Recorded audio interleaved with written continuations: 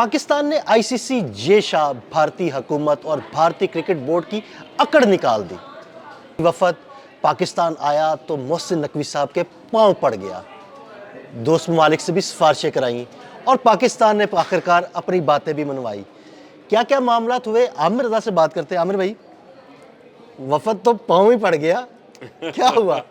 अच्छा, असल मसला ये है कि वफद पाँव पड़ता तो ठीक था, लेकिन अब उसी वफद की जो है इस वक्त जो क्लास ली जा रही है, जो भारतीय मीडिया उछल उछल कर बोल रहा था और जो कह रहा था कि जी हमने जो है हम सुपर पावर हैं और हम बताएंगे कि क्रिकेट किस तरह से होनी है, पाकिस्तान नहीं बताएगा। आज के बाद याद रखें, क्रिकेट का मुस्तकबिल पाकिस्तान लिखा करेगा। बिल्कुल, पाकिस्तान कहेगा कहाँ मैचेस होने हैं कहाँ नहीं होने। इसमें आईसीसी से कहा कि बांग्लादेश में आईसीसी इवेंट होगा, उन्होंने कहा जनाब होगा। उन्होंने कहा जनाब उसको पैसे मिलेंगे, उन्होंने कहा जनाब मिलेंगे। उसको जुर्माना तो नहीं करोगे, उन्होंने कहा नहीं करांगे। अब मुझे बताओ, अब इस तरह की बादशाही आपको मिल रही हो और किंग सीट पर आप बैठे हो और आप फैसले कर रहे हो क्रिकेट के, और भारत जिसका तमाम का तमाम जो मीडिया है वो ये बात कह रहा था कि पाकिस्तान को तस्लीम नहीं किया, पाकिस्तान की बात को तस्लीम नहीं किया जाएगा। कौन सी बात जुटलाई गई और उसके बावजूद फिर आईसीसी और भारतीयों की नहीं मानी। बिल्कुल। मज़े की बात यह है, मिन्नतें भी कराई, तरले भी कराए और फिर उनसे कहा गेट आउट। लेकिन हुआ क्या? हुआ ये कि फिर श्रीलंकन सदर ने जो है फ़ोन किया हमारे प्राइम मिनिस्टर को, जो कि नेचुरली पैटर्न इन चीफ भी हैं पीसीबी के, और मोहसिन नकवी के साथ उनकी मुलाकात हुई। और यही मुलाकात जो चेयरमैन और पीएम की हुई, इसी मुलाकात में ये तय किया गया कि श्रीलंका वो टीम है जो भारत की साजिश का शिकार होकर लाहौर के अंदर जिस पर फायरिंग की गई थी, और श्रीलंका ही वो टीम थी कि जब इंटरनेशनल क्रिकेट के दरवाजे बंद थे तो श्रीलंकन टीम वो पहली टीम थी जो पाकिस्तान आई थी। बिल्कुल। और इवन रिसेंटली भी जब श्रीलंकन टीम ने दौरा पाकिस्तान किया तो एक ब्लास्ट हुआ, जिसके बाद ये शोर मचा कि शायद चल जाएगी, वो नहीं गई। लेकिन ये एहसानात जो हैं ये काफ़ी हैं। और श्रीलंका के साथ हमारी जो है आज की नहीं, जब से इंडिया वहाँ साजिशें करता रहा है हम उनकी मदद करते रहे हैं। जो तामिल टाइगर्स को वो तैयार करते थे श्रीलंकन्स को, उसमें पाकिस्तान एयरफोर्स का बहुत किरदार है, पाकिस्तान आर्मी का बहुत किरदार है। वहाँ पर वो जो बागी थे उनको कुचलने में, तो मैं ये समझता हूँ कि श्रीलंकन प्रेसिडेंट का अगर फ़ोन आया था तो उसको इनकार नहीं हो सकता। देखिए ये डिप्लोमेटिक लैंग्वेज है, बिल्कुल ऐसे ही। क्रिकेट की लैंग्वेज में अगर आप कहें तो सैयद मोहसिन रज़ा नकवी ने ना सिर्फ इनको घुटनों पर टिकवाया बल्कि मिन्नतें कराई, तरले कराई, तलवे चटवाए।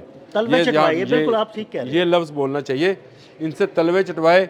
वो जो विक्रांत गुप्ता कहा करता मैं था, यही बात आपसे कर रहा था कि विक्रांत गुप्ता किधर गया, 2 दिन से नजर नहीं कहाँ आ गया? रहा। वो कह रहा था आईसीसी को खत लिखा, मिन्नतों भरा और ये किया।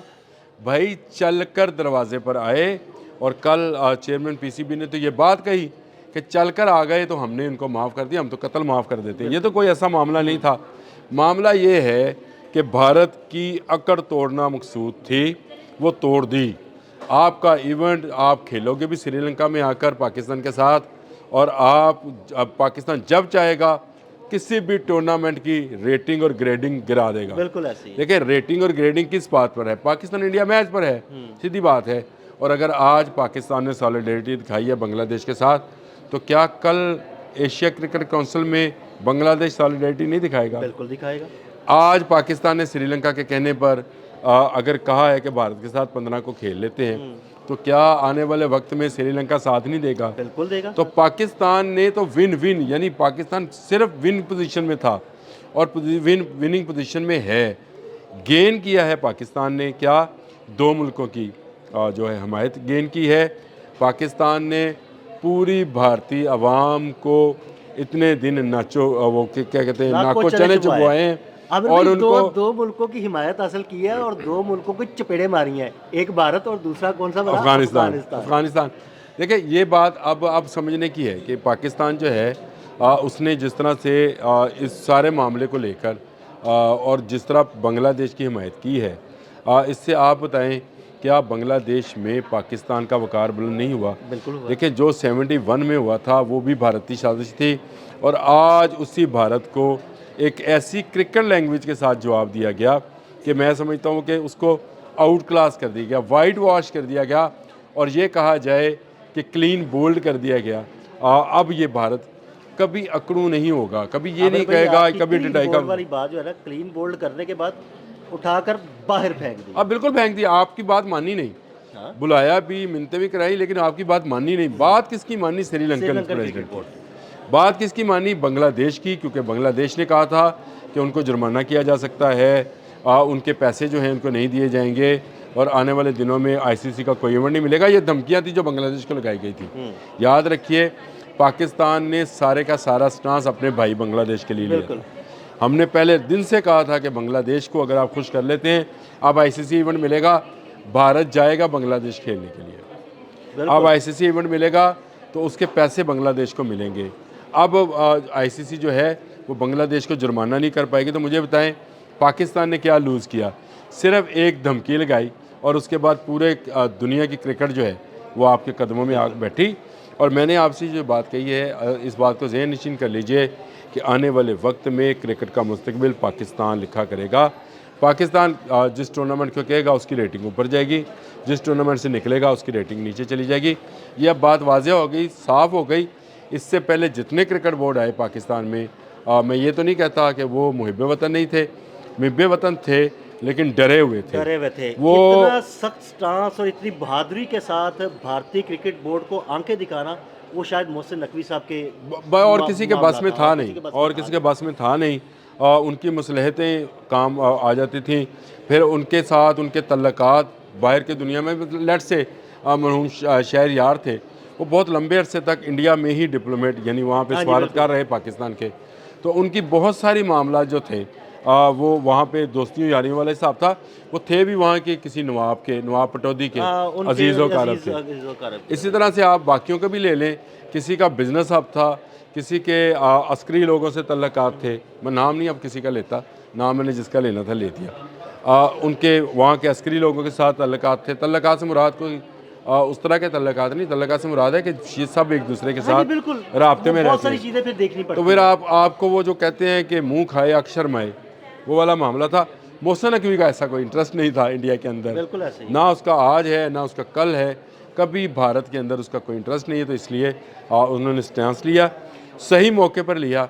और ये उसको कहते हैं कि आप अगर हिट करें तो इतना फास्ट और मौके पर करें कि दुश्मन जो है वो नॉकआउट हो जाए। बिल्कुल ऐसे ही। नॉकआउट किया। नॉकआउट किया। आज मोदी कहाँ है? आज मुझे बताएं, इंडियन क्रिकेट बोर्ड का कोई नाम नहीं ले रहा।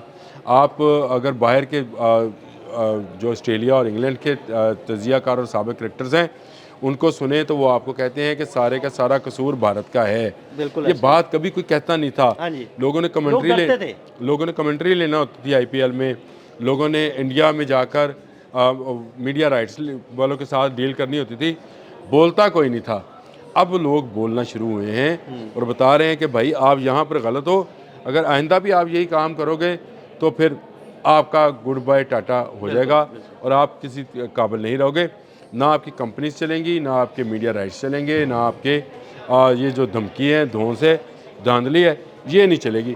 तो ये भारत को नाको चने हुआ है। देखिए, खेल की में हार जीत वहाँ पे होनी है मैदान के बिल्कुल ऐसे ही। आमिर भाई, खेल है ना, उसमें हार जीत होती है, वो उसका कोई मसला नहीं है। लेकिन अगर सियासत वो तो मैं आपको एक मजाक की बात करता हूँ। कल मैं गया था एक मार्केट में, तो एक बंदे ने मुझे खड़ा करके कहा जी भाई बताएं क्या मोहसिन नकवी ने ये डील कर ली है कि पाकिस्तान इंडिया से मैच जीतेगा। और मैं कहा जहाँ यार माफ़ कर, ऐसी कोई डील नहीं है। लेकिन खेल के मैदान में हार जीत जो है वो ओपन होगी। ये नहीं होगा कि कोई एम्पायर, कोई मैच रेफरी, कोई आईसीसी, कोई बाहर बैठे जो पैनल्स हैं वो सिर्फ भारत के हक़ में फ़ैसला करें। ये बता दिया गया कि अगर आपकी गलत उंगली उठेगी तो हम गलत हाथ उठाएंगे। ये बात सीधी है। और इसके बाद से मेरा ख्याल है भारत की दोस्त और धांधली। बिल्कुल, बहुत शुक्रिया आमिर रज़ा जी। बिल्कुल, आमिर रज़ा ने बड़ी तफसील के साथ इस सारे मामले पर रोशनी डाली। और विक्रांत गुप्ता कहाँ हो, तुम्हारी क्यों बोलती बंद है? अब बोलो ना। अदील अहमद और आमिर रज़ा को इजाज़त दीजिएगा। अल्लाह हाफ़िज़।